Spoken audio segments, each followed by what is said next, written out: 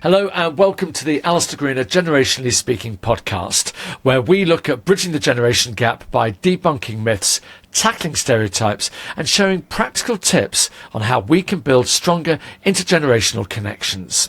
Now, my guest today is a Gen Z or Gen Z, however you like to say it, who works in IT sales. He helps leaders make sense of their technology landscape and help them to choose solutions that solve problems rather than create new ones, something I think resonates with all of us. He's also a public speaker, which isn't something you would normally associate with somebody of his generation. So we're going to talk more about that because he's the president of Reading Speakers and someone who mentors others in speaking leadership and confidence. So today we're going to be talking about Gen Z in the workplace, why communication matters for young people, and we're going to talk about technology, confidence, employment, and networking across generations. So please welcome my Gen Z guest today, Danny Wang. Hello. Thank you for that grand introduction, Alastair. You know, you're making me blush a little bit already, and we haven't even started the podcast. Well, it's for those of you who are watching, you'll be able to see Danny blush, but for those listening, you'll just have to imagine it. But Danny, one of the things, you know, clearly what you're doing now doesn't seem typical of your generation. Someone who's speaking out, speaking up, helping other people to do that. What about your upbringing? Give us an idea of what your upbringing was like and whether you were brought up in a typical Gen Z way, if you like, of the era. I don't know if my upbringing would be described as a typical Gen Z way. I think my upbringing was a little bit different because I was a child of immigrant parents. They were both quite young at the time. So I had more of a strict upbringing, more traditional, if that made sense. But that doesn't make me feel not like a Gen Z. I'm still absolutely 100%, still silly when I need to be and serious when I need to be. But I think my upbringing definitely did have an effect on how I approach things now. And when it comes to communication, what was that like in the house? Because sometimes people think if it's an authoritarian upbringing, which you're implying, that actually you're there to, you know, be seen and not heard. Where clearly, I would suggest you've been given a voice at some stage or encouraged to speak up. So there definitely was a lack of communication growing up, and there still is with some people of the family. And I think that did definitely have an effect on my teenagers, especially. I was always quite a shy and introverted kid. I was quite nervous to speak up or just share ideas with people. I couldn't really defend myself. I couldn't argue against other people. And that carried on until probably the age of 20, where I suddenly went through this little stage of self-development and I started pushing myself out of my comfort zone because I really didn't like that aspect of my personality. So authoritative household definitely does have an effect, but that changed. And what drove you to that? What drove you to that change? What made you suddenly have that moment that you thought, I'm going to do something different? So I was at a stage of my life where, so in my teenage years, I wasn't the best behaved. I decided not to go to university. I actually got kicked out of school at one point. I just wasn't doing very well, and I was very displeased with who I was. I was working hard. I decided to pick up 2 jobs. And then during this phase of working hard and being unhappy with myself, I grew this sort of deep resentment to who I was. I hated my character, the way I came across, the impressions that I give people. And I thought, I'm going to make a change now. I have to.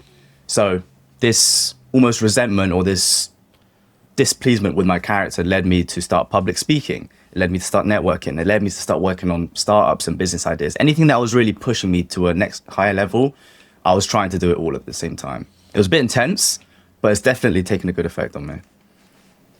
And I hope this doesn't come across as sounding a little patronising, but that's a very mature approach to be taking as a 20-year-old to give that self-analysis of who you felt you were and so on.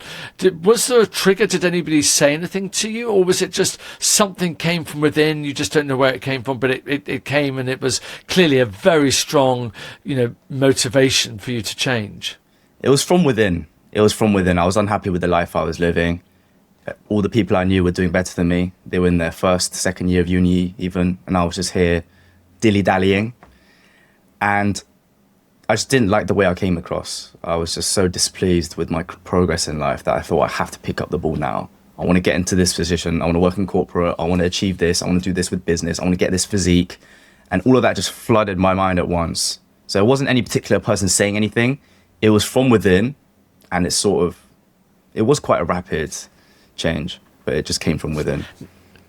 Now, I have to ask the question because many people will say, of course, your generation, you would have got loads of influence from social media. Did you get any of it from there, or was it actually really from within? So the unhappiness with my character was from within, but the self-development that I picked up was definitely influenced by social media. They would recommend me which books to read, what activities to do on the weekend, how to network, or what skills I should focus on. And that's where I really started honing on communication, because I realized communication is so important for your personal brand, for the respect that people convey to you, for your confidence. It seeps into every corner of life. And I thought, I have to nail this one. And that's what also inspired me to get into tech sales and also start public speaking. I thought communication is, well, you would agree, right, Alastair? Is absolutely key. Absolutely, which is why I'm so excited you're here on the podcast, because you're someone in that sense who breaks the mold, because when people talk about the stereotypical Gen Z, it's not someone who's a great communicator, who's able to articulate effectively. So it's great that you've gone down that route.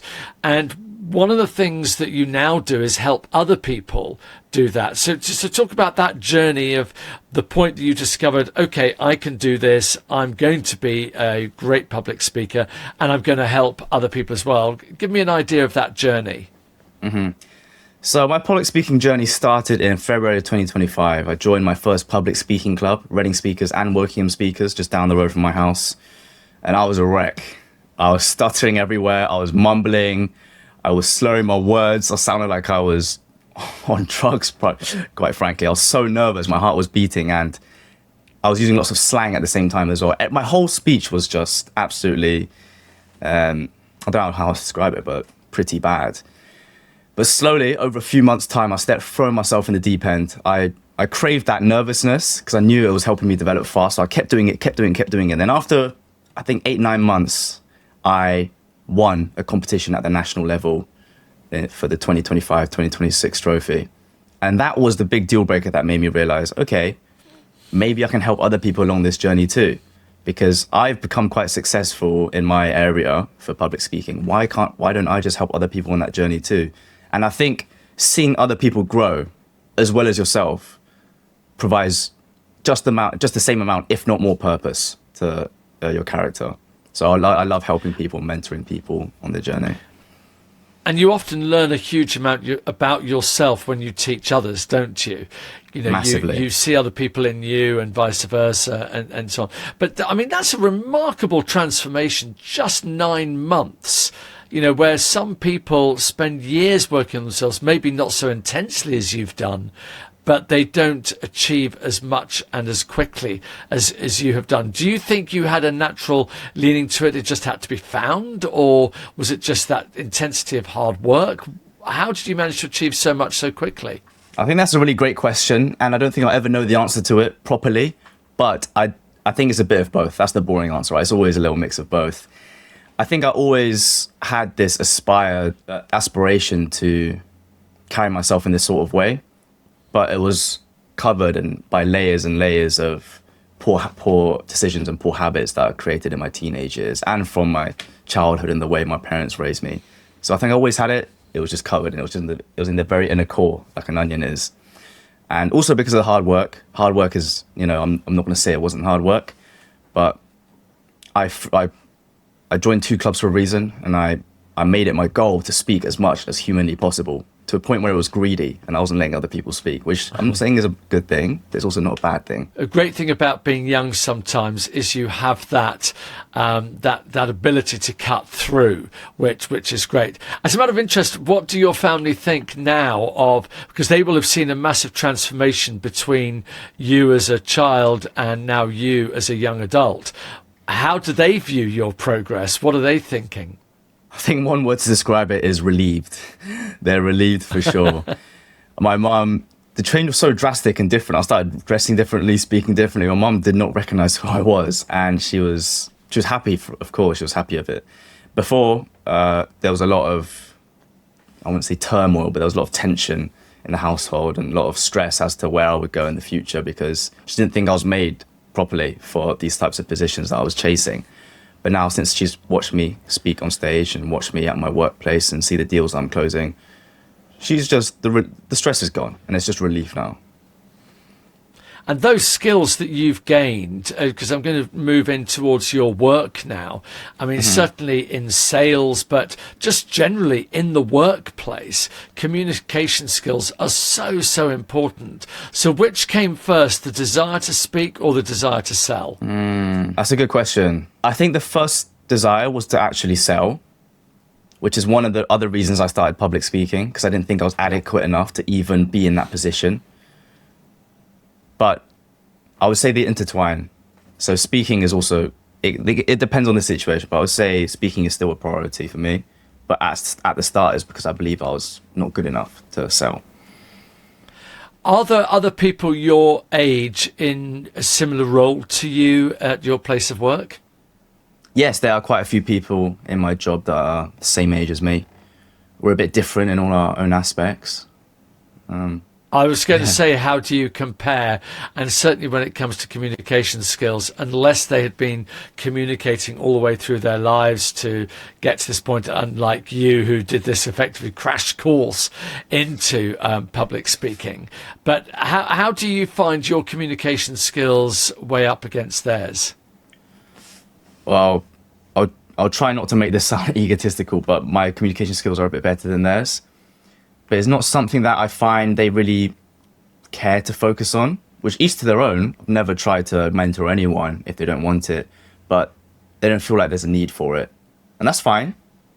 But I do believe it can help everyone, especially Gen Zs. Like you mentioned earlier about how Gen Z struggle to communicate and come across in that way. It's a stereotype, right? If you can be that one Gen Z that can speak articulately in a way that comes across very confidently, I think you can do great numbers in your internal networking at any workplace you go to. I'm completely with you. I would, couldn't agree more wholeheartedly that the skills you've gained will be helping you in your current role, but also in future roles. And actually talking about your current role, when you're talking to your prospective clients, are they slightly shocked that, here you are as a 23-year-old being really articulate and able to express yourself in a way that maybe other people of that age can't? To be honest, they haven't voiced it. Because I try not to mention my age too much when I'm selling, because it can make me come across like I'm less experienced. I don't say my age, but there is one client that sticks out. He was actually speaking at a seminar for an IT event. And I said, dude, let me help you. I'll give you some free mentoring before the event. And then I showed him all my stuff and he was gobsmacked, to be honest. And now we formed a great relationship. So somehow public speaking mentoring has tied in with IT sales. And now we're making even more sales because I've mentored this guy. It's a very cool relationship that we have. No, that's absolutely brilliant. And you touched on something there, which I'd like to dig into a little bit more, if I may. You talked there about you don't talk about your age because of the way people might view you. What I would call generational bias. People come to a conclusion about someone because of their age, whatever age that might be. So you don't talk about your age. Is it really an issue? Do you feel that actually people are biased against you because they see you as being too young, too inexperienced, and therefore they might choose to work with somebody else? I don't think everyone thinks that way, but from a sales perspective, if someone does have that bias, and even though you come across very well, that bias can still stay in the back of their head. And if they're going to multiple suppliers or multiple consultants, they may think, it might be the better option to go with this person, even if I've shown my stripes. It's something that we can't change and something that they can't really change either. So I'd just rather not take that risk. Now, a previous podcast guest I had was talking to a chap called Paddy Crump, who was talking about going into the workplace as a Gen Z. And his experience was, there were a few aspects of it that he was concerned about, and that he felt that the onboarding could have possibly been a bit stronger. How about you? When you joined the workforce, again, you didn't go to university, you went straight into the workplace. How was that for you? Was it a shock to the system? Were you guided through it?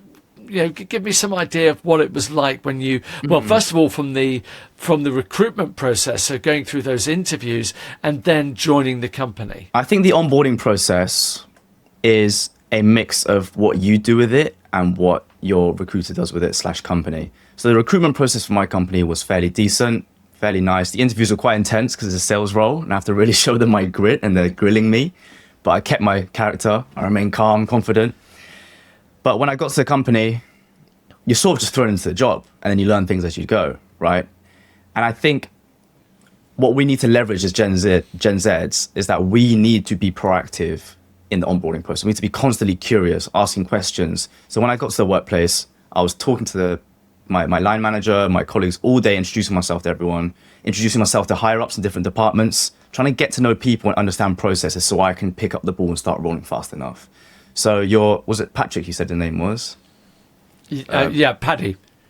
So his onboarding process I don't know what it was like, but they might have given him less attention and less information as with what to do. But I think what we can all do in this situation, which will also look good for our image, is to be proactive and just strive for information, strive for knowledge of processes. And it's a really interesting perspective there because there's often discussion about where is the onus? Is the onus on the Gen Z to work it out and to ask the right questions and push themselves? Or is the onus on the organization to create a welcoming environment and an environment that, encourages that kind of questioning? Assuming you were joining at a similar time with other younger people, was everybody else's experiences the same? No. Some people had different experiences coming in. I don't know if you know what sales is like to this extent, but we have accounts and some don't have accounts.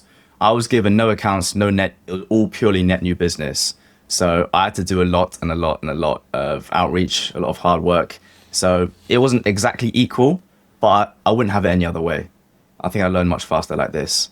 And you mentioned earlier about the onus of, should it be the company's responsibility or should it be the Gen Z's?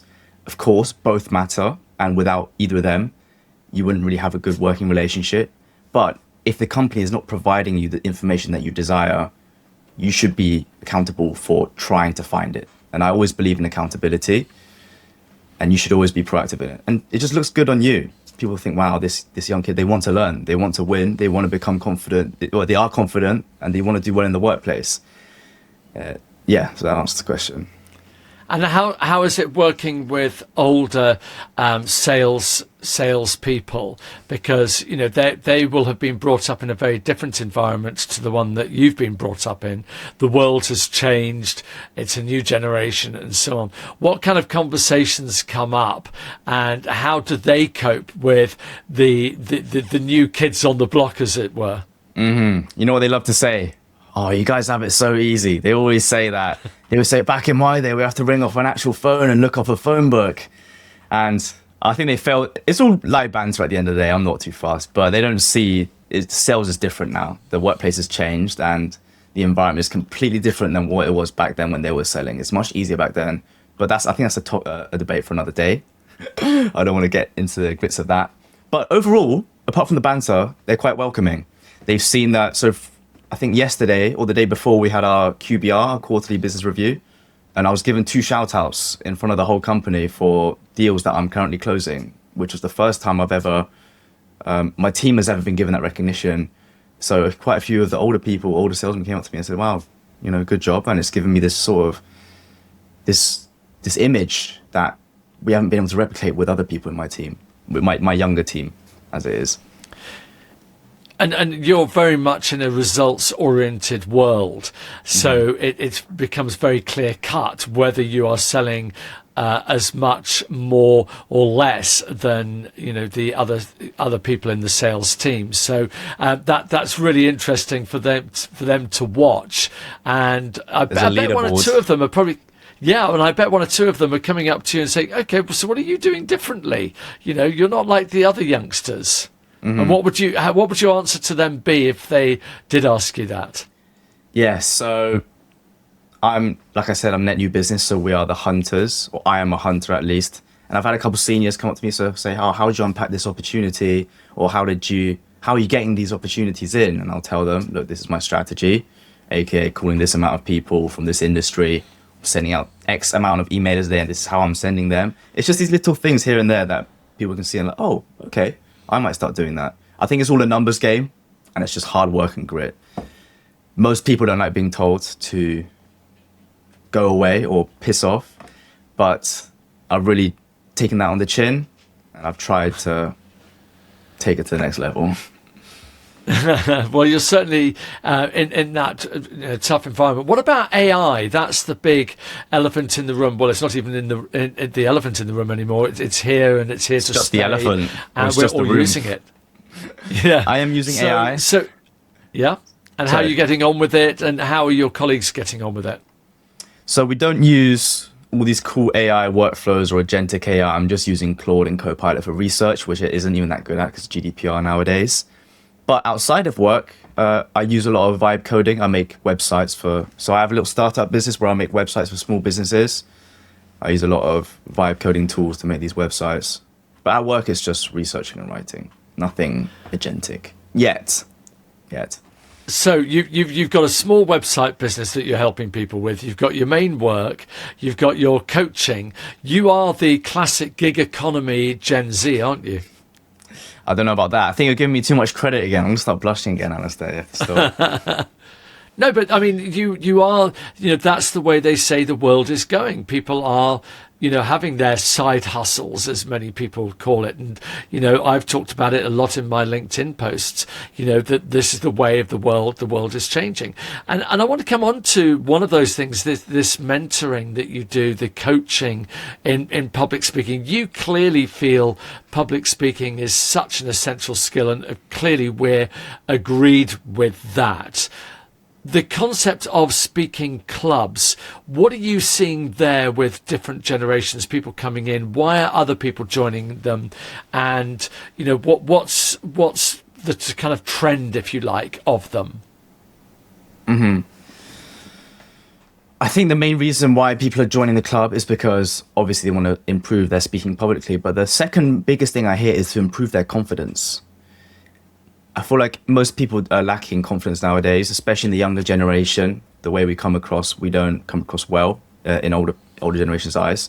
So one thing that we really try to push is leadership skills and confidence. That's the main trend, I would say. Did that answer your question, or did you want something more specific? Yeah, no, absolutely. No, that's great. So they're clearly recognizing it'll do a lot for their confidence, and it'll give them the necessary skills. And are you seeing younger people coming to the club? What's the kind of age group of people who are joining? So my age group is quite diverse. I say between mid-20s to mid-30s is the main demographic.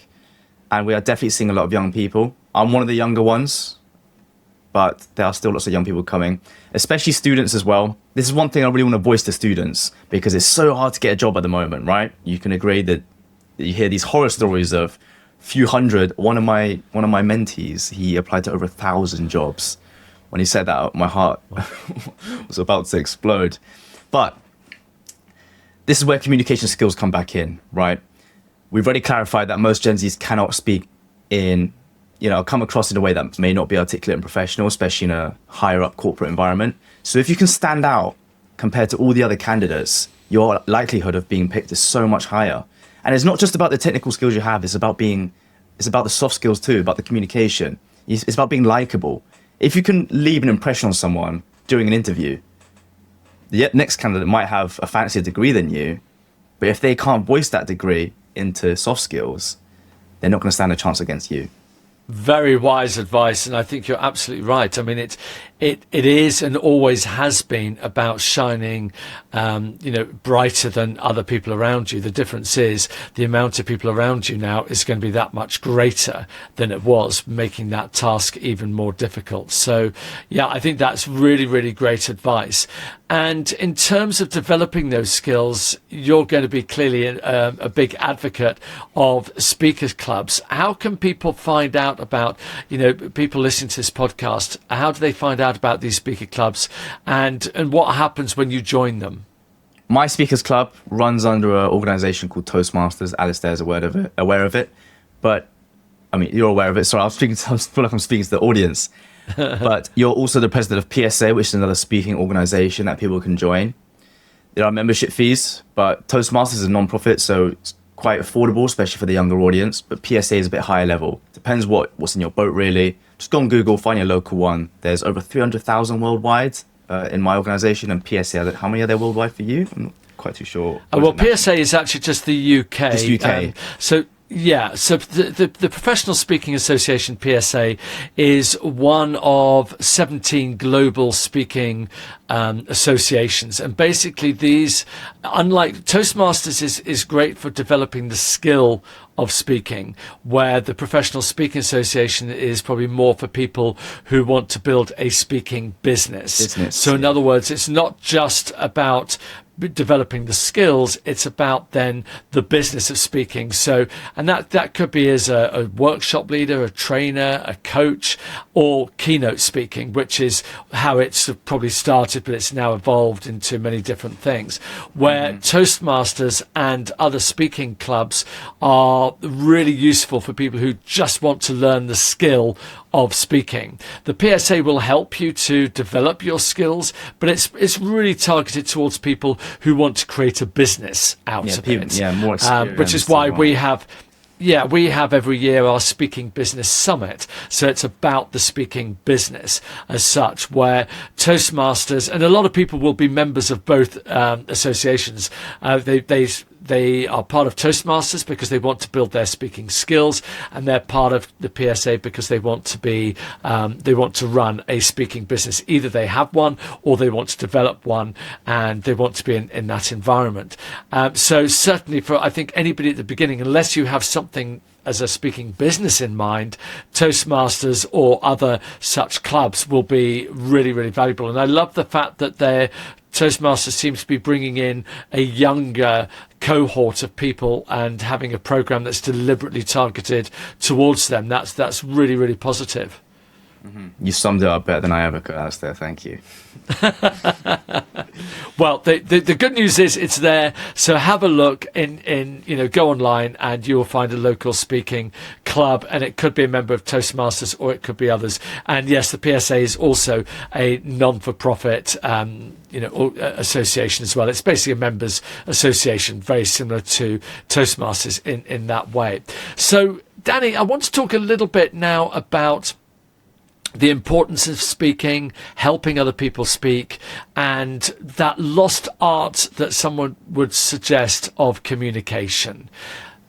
Try and sum up in your words why you feel it's so important. Have you ever had a conversation with a charismatic person who just seems to adapt to any sort of conversation, or someone you can just talk to for a long time and you don't feel any sort of awkwardness or any sort of weird feelings? Those types of people, I believe, those are super communicators who can carry any sort of conversation, who can control the room, who can give authority, but can also give softness and kindness. I think when you meet anyone with that sort of clarity in the way they speak, it's completely different to every other conversation you have. And I think the clarity in which the clarity in the way you speak has a massive effect on people's first impression.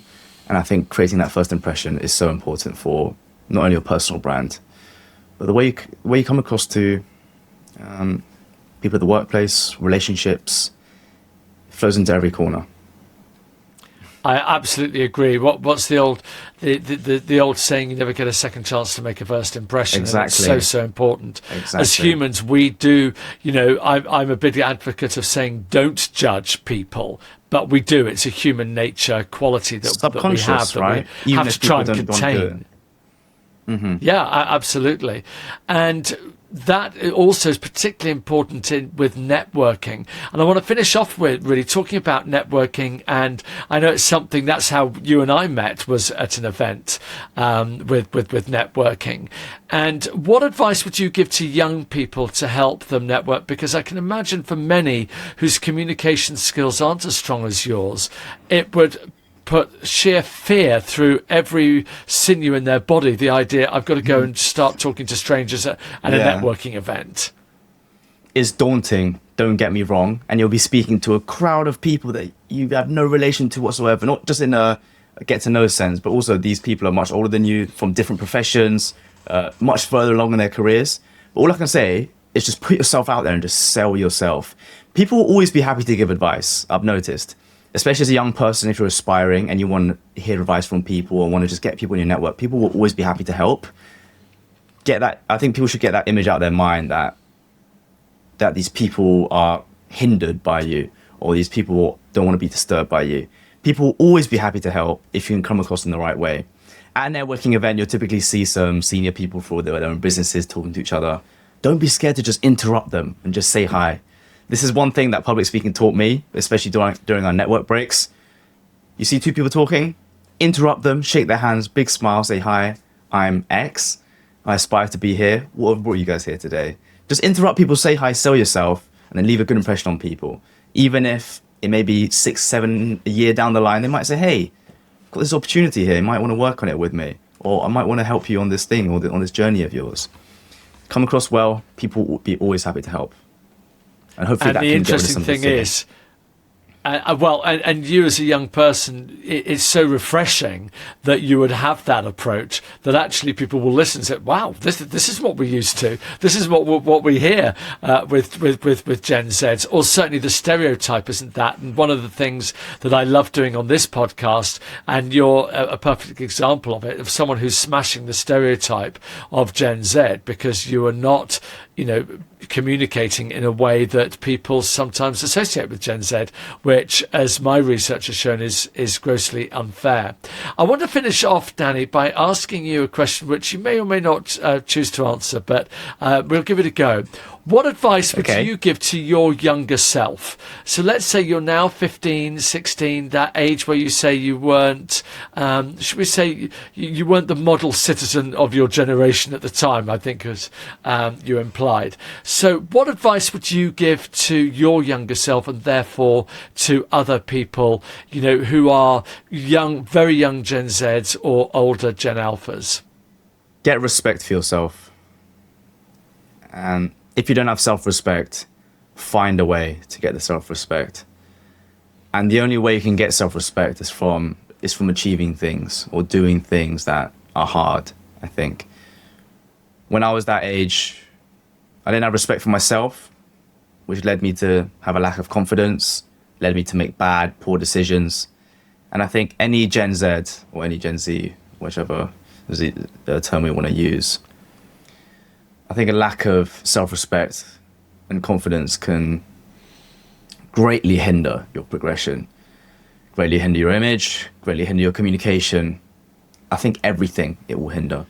A lot of parents will be listening and wondering, how do I encourage my youngster to get out there and, develop that confidence that you managed to do? So, a quick add-on question, if you like. What advice would you give, or how would you suggest parents broach that particular subject with their youngsters? On how to gain self-confidence, or how to self-respect as well? Yeah. Put your kid out there. I think this might sound a bit controversial, but I think we're a little bit too soft on the way we raise our kids nowadays. And we're developing. We still have lots of neuroplasticity. Why are we not taking advantage of it and learning new things inside and outside of school and education? Get your kid to pick up a sport that you never tried, for example. Get them to do rock climbing or something, or grappling, or jiu-jitsu, something like that. Push them out their comfort zone and get them to speak to new people on a daily basis. I didn't do that when I was a teenager, but one thing I did on my self-development journey was to just speak to one stranger every day, be it at the gym or the bus stop or on the way to work. Get your kid out there doing things like that, and stop being around the same crowd all the time. Being around the same crowd and the same people and the same friends with the same opinions, it leads you to have this closed mindset. And to open that, you can only bring in more people from different backgrounds and different ages and different professions. Put yourself out there, or put your child out there in any way they possibly can. Try not to be in the same situation too many times, and try not to get too comfortable.